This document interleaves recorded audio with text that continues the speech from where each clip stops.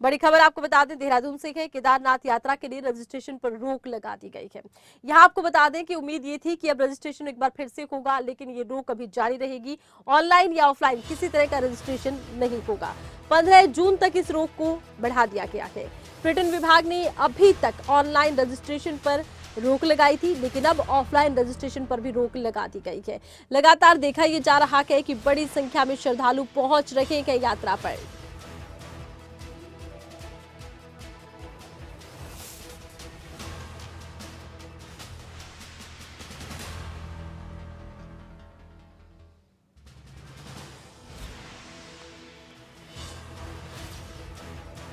और इसी खबर पर और ज्यादा जानकारी के लिए खबरें अभी तक से उत्तराखंड ब्यूरो राव शफात हमारे साथ फोन लाइन पर जुड़ चुके हैं, लाइव हमारे साथ जुड़े हैं।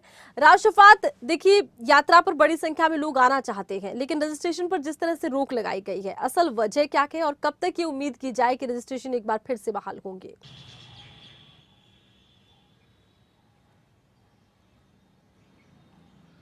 आरती, देखिए बहुत बड़ी संख्या में उत्तराखंड में श्रद्धालु पहुंच रहे हैं चारधाम यात्रा के लिए, और थोड़ा सा जो व्यवस्थाएं हैं वो उनके अनुरूप नहीं हो पाती हैं, क्योंकि हर एक श्रद्धालु ये चाहता है कि चारधाम यात्रा के दर्शन हो, उनको जो रास्ते में सुविधाएं हैं वो भी मिले। लेकिन अगर बड़ी संख्या में श्रद्धालु उत्तराखंड का रुख कर जाते हैं तो फिर व्यवस्थाएं चरमरा जाती हैं, और इसलिए इसको अस्थायी तौर पर यानी टेम्परेरी तौर पर रजिस्ट्रेशन को बंद कर दिया जाता है। हालांकि 15 जून तक ऑनलाइन रजिस्ट्रेशन पर पाबंदी थी, लेकिन अब ऑफलाइन पर भी रोक लगाई गई है, यानी कि ऑनलाइन और ऑफलाइन 15 जून तक कोई भी रजिस्ट्रेशन नहीं होगा। लेकिन बहुत बड़ी संख्या ऐसी भी आरती, इससे इनकार नहीं किया जा सकता कि बहुत सारे ऐसे तीर्थयात्री हैं जो बिना रजिस्ट्रेशन के चारधाम यात्रा का रुख करते हैं। या तो उनको पता नहीं होता, वो अवेयर नहीं होते कि रजिस्ट्रेशन कराना है या नहीं कराना है, तो उसकी वजह से भी बहुत बड़ी संख्या में जो श्रद्धालु हैं वो चारधाम यात्रा पर आते हैं। लेकिन क्योंकि अलग अलग माध्यमों से प्रचार प्रसार से ये कहा जाता है कि पहले रजिस्ट्रेशन करा लें, और रजिस्ट्रेशन के बाद जब आप चारधाम की यात्रा पर आएंगे तो यात्रा सरल सुगम होगी, किसी तरह की कोई परेशानी नहीं होगी, स्थानीय प्रशासन पूरा सहयोग करेगा। तो अब बड़ी संख्या में क्योंकि श्रद्धालु पहुंच रहे हैं केदारधाम की यात्रा के लिए, बद्रीनाथ धाम की यात्रा के लिए, गंगोत्री यमुनोत्री के लिए, तो बहुत बड़ी व्यवस्थाएं राज्य सरकार को करनी होती हैं, कि छोटी व्यवस्थाएं नहीं है। स्थानीय प्रशासन हालांकि जुटा हुआ है कि यात्रियों को किसी तरह की कोई परेशानी ना हो, तो इस वजह से इस रजिस्ट्रेशन को भी अस्थायी तौर पर अभी ऑफलाइन ऑनलाइन रोका गया है। लेकिन जैसे ही स्लॉट खुलेंगे उसके बाद से फिर जो रजिस्ट्रेशन है वो शुरू हो जाएंगे। आप देखिए कि हेली सेवाओं के लिए रजिस्ट्रेशन 16 से शुरू हो जाएंगे, 16 जून से, और 30 जून तक के जो भी स्लॉट्स हैं वो हेली सेवाओं के लिए रजिस्ट्रेशन ऑनलाइन और ऑफलाइन दोनों रहेंगे। लेकिन हाल फिलहाल की बात करें तो चारधाम यात्रा के लिए ऑनलाइन ऑफलाइन जो रजिस्ट्रेशन है श्रद्धालुओं के लिए फिलहाल अस्थायी तौर पर उस पर अभी रोक है। अच्छा, देखिए राव शफात, बड़ी संख्या में लोग पहुंचे हैं, व्यवस्थाओं पर बहुत भारी दबाव है, कितनी संख्या में लोग पहुंचे हैं, लाखों लोग उत्तराखंड का रुख कर रखे हैं।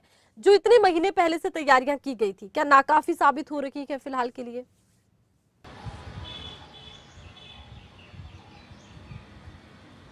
आरती, देखिए नाकाफी तो नहीं है, क्योंकि इस बार राज्य सरकार ने बड़ी तैयारियां की थी, और जो मंदिर समिति है चारधाम की उसने भी बड़ी तैयारियां की थी। लेकिन इतना अंदाजा नहीं था आरती कि बहुत बड़ी संख्या में उत्तराखंड में इस तरह से श्रद्धालु पहुंचेंगे। हालांकि अंदाजा जरूर था कि 20 से 30 लाख लोग आ सकते हैं, या फिर बहुत ज़्यादा हाईजेस्ट अगर बात करें तो 50 लाख आ सकते हैं। लेकिन जिस तरह से रजिस्ट्रेशन हो रहे हैं, श्रद्धालु उत्तराखंड पहुंच रहे हैं चारधाम यात्रा के लिए, इतना अंदाजा शायद स्थानीय प्रशासन को नहीं था। आप अंदाजा लगाइए कि गंगोत्री में 20 लाख से ज़्यादा लोग यात्रा कर चुके हैं, दर्शन कर चुके हैं। 8 लाख से ज़्यादा केदारधाम में, इसके साथ ही बद्रीनाथ धाम में, गंगोत्री में, यानी इन चारों धामों पर लाखों श्रद्धालु यात्रा कर चुके हैं अभी तक। और ये जो सिलसिला है लगातार जारी भी है। जो रजिस्ट्रेशन है, हालांकि बीच में अस्थायी तौर पर बंद जरूर किया जाता है, लेकिन जैसे ही रजिस्ट्रेशन खुलता है तो करीब 5 से 7 लाख रजिस्ट्रेशन एकदम हो जाते हैं। तो आप अंदाजा लगाइए कि करोड़ों की संख्या में उत्तराखंड में श्रद्धालु पहुंच रहे हैं।